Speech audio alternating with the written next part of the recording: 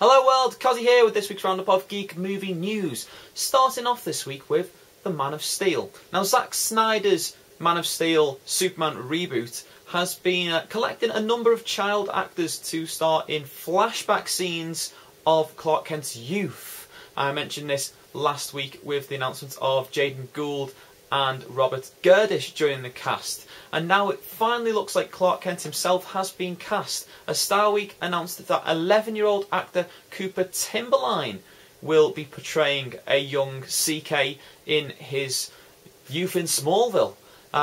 This is great news to finally see that the supporting cast is being rounded out, especially for these flashback sequences, which will probably play quite a big part in the opening of the movie.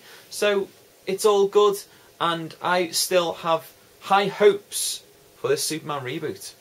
It seems like the Robocop reboot has finally found itself a new screenwriter in the form of Gran Torino writer Nick Schenk. Now, Schenk has worked with Jose Padilla, who is directing this movie, before on the film Tri-Border, so they know each other's work, they've worked together successfully before. That's always a good sign.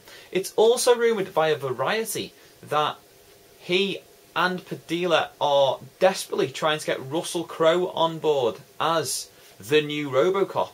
Now, this is great news, and I want to see this happen. I think Crowe's a good actor. He'd really suit this role. I think that from what I've heard previously about the movie, despite the fact I don't like remakes and reboots, this one could be one worth going and actually seeing. And yeah, MGM, I think the only prime directive is get this locked down and get it filmed in the summer like you had planned. The CW has finally found its Oliver Queen, and no, it's not going to be Justin Hartley. Instead, it's going to be the Vampire Diaries' Stephen Amell playing the Emerald Archer in the upcoming Green Arrow TV series, simply now called Arrow.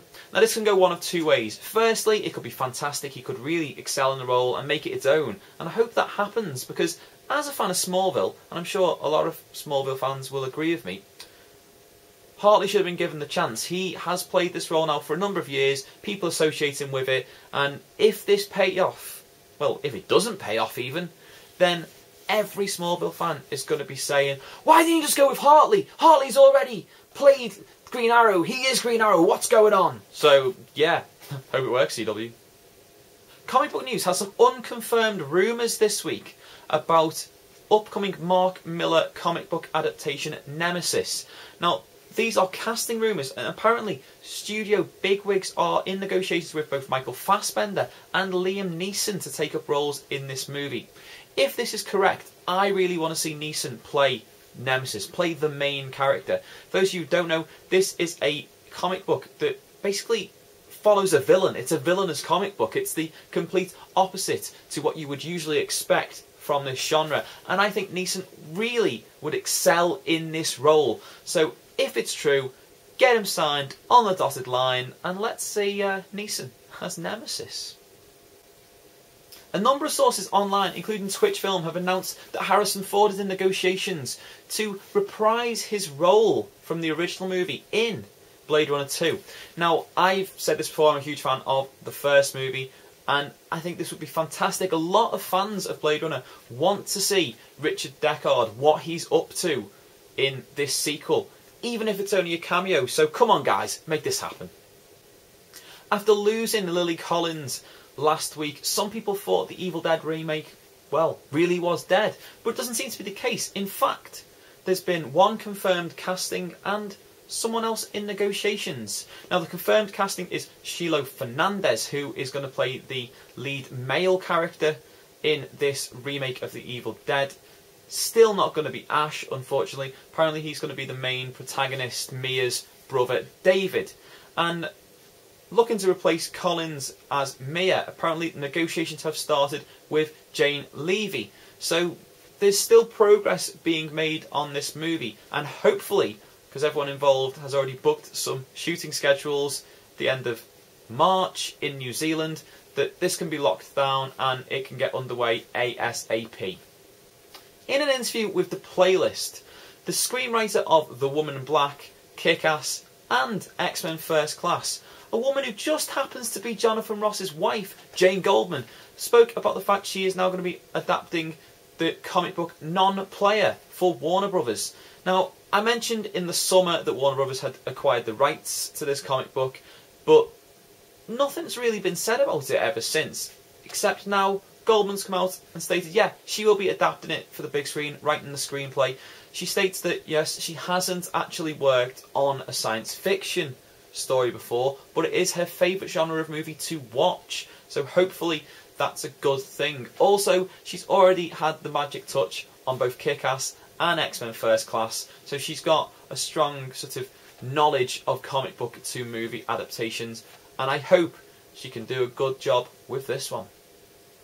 Platinum Studios, the publisher of Cowboys and Aliens, are looking to push another of their graphic novels onto the big screen. Now, last week I announced that they were looking already at Atlantis Rising being a big budget blockbuster in the future. This week they've come out and stated that they'd also like to see The Weapon, which has been described as a superhero martial arts comic story. They want to see that on the big screen also.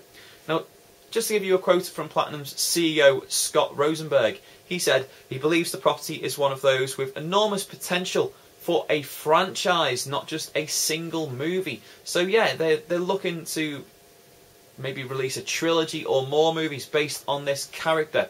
Let's hope it's handled better than Cowboys and Aliens, because that film sadly sucked massive amounts of donkey balls. Finally this week, some news on The Wolverine, and that is that it's finally secured an actual release date, and a good one at that. So Fox has selected the July 26th of 2013 as the release date for this Wolverine movie, and its only direct competition at the moment on that date would be the Phineas and Ferb movie, which will obviously draw a different crowd with the exception of me, who loves Phineas and Ferb, and also the remake of Dirty Dancing. Hopefully that means it gets some good box office. It's also going to be released a month after Warner Brothers releases the new Superman movie, Man of Steel, so it's not going to have direct competition from that movie either. So this is a real big positive. Well done, Fox. You've actually had some sort of forethought about what you're doing with this movie, and as long as you don't make the same mistakes with that cinematic abortion that was X-Men Origins Wolverine, then yeah, everyone will be happy. Okay guys, as always, thanks for watching. If you like this video, you click the like button down there. You let me know that you liked it. If you want to share this with all your friends, do it all the ways that you do with your crazy internets and stuff, and leave a comment in the comment boxes below. In the description box below, there's also a link to my Facebook, my Tumblr, my Twitter. Follow me, find out what's going on in the world of Geek Movie News, the world of me and the world of this channel. If you missed last week's Geek Movie News, there's a link just there. You click on it, you pop out and you watch that, and then you catch up, and then you can wow all your friends with all your knowledge of what's going on before films have even come out. As always, thanks for watching guys. I apologise that this video is a little bit late this week. It's been a hectic one, but I'll make up for it next week, I promise. Au revoir.